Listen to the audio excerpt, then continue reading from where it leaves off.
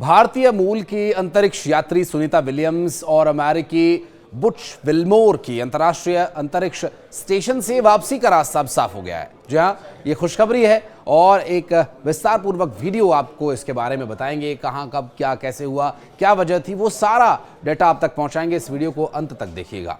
नमस्कार, मैं हूं आशीष त्रिपाठी, आपके साथ न्यूज़ 18 के इस स्पेशल वीडियो में स्वागत है आपका। दरअसल सुनीता और उनके सहयोगी विल्मोर नए अंतरिक्ष यात्री जो पहुंचे हैं वो उनकी मदद करेंगे। जी हां, आपको बता दें कि वापसी जो है वो अगले हफ्ते में यानी आने वाले 7 से 8 दिनों में संभावित हो सकती है, जबकि लंबे समय से आईएसएस में फंसी भारतीय मूल की अंतरिक्ष यात्री सुनीता विलियम्स और उनके अमेरिकी सहयोगी बुच विल्मोर की वापसी का रास्ता पूरी तरह से साफ हो गया और इन दोनों यात्रियों के बदले अब स्पेस स्टेशन में रहने के लिए धरती से 2 और यात्री वहां पर पहुंच गए हैं। यानी अब जो विल्मोर और सुनीता विलियम्स जो काम वहां पर कर रहे थे उस काम को अब 2 और नए यात्री का अंजाम देंगे। अमेरिकी अंतरिक्ष एजेंसी नासा जो बहुत लंबे समय से सुनीता और विल्मोर को वापस लाने की कोशिश में जुटी रही, अब विल्मोर और सुनीता के स्थान पर उनके अन्य अंतरिक्ष यात्रियों को वहां पर तैनात कर दिया गया है। दरअसल कुछ घंटों पहले ही यानी अब से 1 दिन पहले लगभग स्पेसएक्स का अंतरिक्ष यान रविवार को अंतर्राष्ट्रीय अंतरिक्ष स्टेशन पहुंच गया है और इसके साथ ही ये अंतरिक्ष यात्री वहां पहुंच गए हैं। अब इसी अंतरिक्ष यान से सुनीता और विल्मोर की वापसी होगी।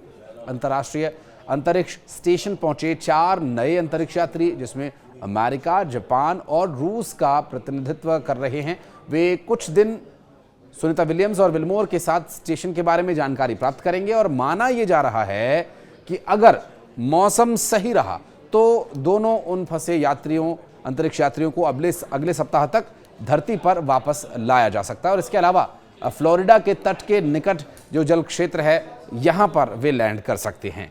जी हां, विल्मोर और विलियम्स बोइंग के नए स्टार लाइनर कैप्सूल से 5 जून को केप कैनवेरल से रवाना हुए थे और दोनों 1 सप्ताह के लिए ही अंतरिक्ष में गए थे। अंतरिक्ष यान से हीलियम गैस के रिसाव और वेग में कमी आने की वजह से लगभग 9 महीने से वो यहां अंतर्राष्ट्रीय स्पेस स्टेशन में फंसे हुए हैं। अमेरिकी अंतरिक्ष एजेंसी के कैनेडी अंतरिक्ष केंद्र से रवाना हुए और अंतरिक्ष यात्रियों के नए दल में नासा के एनी मैकलेन और निकोल एयर्स शामिल हैं। वे दोनों सैन्य पायलट्स हैं और इनके अलावा जापान के ताकुया ओनिशी और रूस के किरिल पेस्कोव भी रवाना हुए हैं। दोनों विमानन कंपनीज के पूर्व पायलट्स हैं। ये चारों लोग विल्मोर और विलियम्स को धरती पर वापस लाने के लिए रवाना होने के बाद अगले 6 महीने अंतरिक्ष स्टेशन में ही बिताएंगे। अब इसे सामान्य अवधि माना जाता है। हालांकि सुनीता विलियम्स और बुच विल्मोर बोइंग के स्टार लाइनर स्पेसक्राफ्ट में सवार होकर गए थे। ये मिशन सिर्फ 8 दिन का था, लेकिन तकनीकी खराबियों की वजह से ये खिंचते हुए 1, 2, 4, 5 नहीं बल्कि पूरे 9 महीने लंबा खिंच गया और अंतरिक्ष में उन्हें 9 महीनों तक रहना पड़ा। हालांकि स्टार लाइनर स्पेसक्राफ्ट के बाद में खाली लौट आया और लेकिन इसमें कोई बड़ी अतिरिक्त समस्या नहीं हुई। अमेरिका के राष्ट्रपति डोनाल्ड ट्रंप ने स्पेसएक्स के सीईओ एलन मस्क से अंतरिक्ष में फंसी सुनीता विलियम्स और उनके सहयोगी बुच विल्मोर को वापस लाने का काम सौंपा है। ट्रंप ने जनवरी में सोशल मीडिया पर क्या लिखा था वो मैं आपको पढ़कर बताता हूं। दरअसल उन्होंने लिखा था कि मैंने मस्क से उन 2 बहादुर अंतरिक्ष यात्रियों को वापस लाने को कहा है।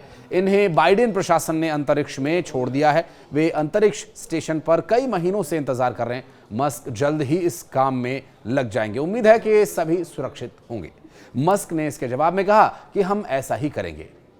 यह भयानक है कि बाइडेन प्रशासन ने इतने लंबे समय तक उन्हें वहां छोड़े रखा और निशाना साधते हुए, हालांकि इसे तंजिया लहजे में भी कहा गया। हालांकि सुनीता और बुच विल्मोर बोइंग और नासा के joint crew flight test mission पर गए हुए थे। इसमें सुनीता स्पेसक्राफ्ट की पायलट थी। उनके साथ गए बुच विल्मोर इस मिशन के कमांडर थे।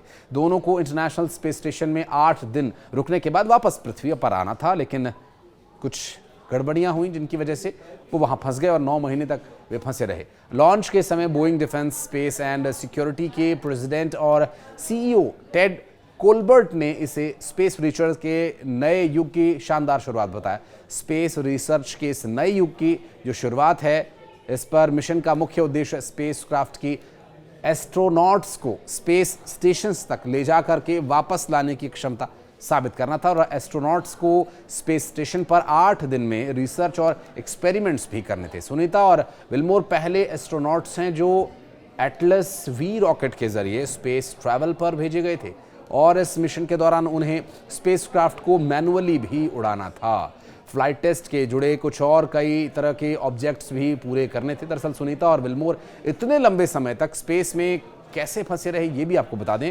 दरअसल स्टार लाइनर स्पेसक्राफ्ट के लॉन्च के समय से ही उसमें कई तरह की दिक्कतें चल रही थी और इनके चलते 5 जून से पहले भी कई बार लॉन्च फेल हुआ था। लॉन्च के बाद भी स्पेसक्राफ्ट में दिक्कतें और खराबियां आई थी। नासा ने बताया कि स्पेसक्राफ्ट के सर्विस मॉड्यूल के थ्रस्टर में एक छोटा सा हीलियम लीक हुआ।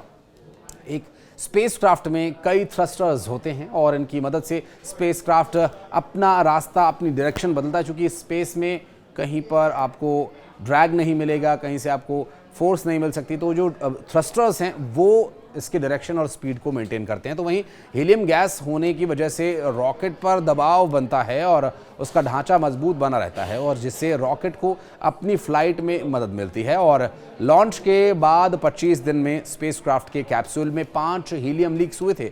5 थ्रस्टर्स काम करना बंद कर चुके थे और इसके अलावा एक प्रोपेलेंट वाल्व पूरी तरह से बंद नहीं किया जा सका, जिसे वहाँ मौजूद क्रू और अमेरिका के ह्यूस्टन में बैठे मिशन के मैनेजर मिलकर भी इसे ठीक नहीं कर पाए थे। और अब ये सारे प्रयास करने के बाद एक और कोशिश की जा रही है। वो कोशिश ये कि किसी तरह से अब सुनीता और उनके सहयोगी विल्मोर को वापस लाया जा सके। इस बारे में अगर आप कुछ कहना चाहते हैं या कुछ और टॉपिक पर जानकारी आप चाहते हैं तो डिटेल वीडियो के लिए कमेंट सेक्शन में आप मुझे ज़रूर जानकारी दीजिए। और अगर आप ये वीडियो फेसबुक पर देख रहे हैं तो पेज को लाइक कीजिए, यूट्यूब पर देख रहे हैं तो पेज को सब्सक्राइब कीजिए अगर आपने नहीं किया है तो। और ये अगर वीडियो अच्छा लगा अपने फ्रेंड्स के साथ शेयर करें। नमस्कार।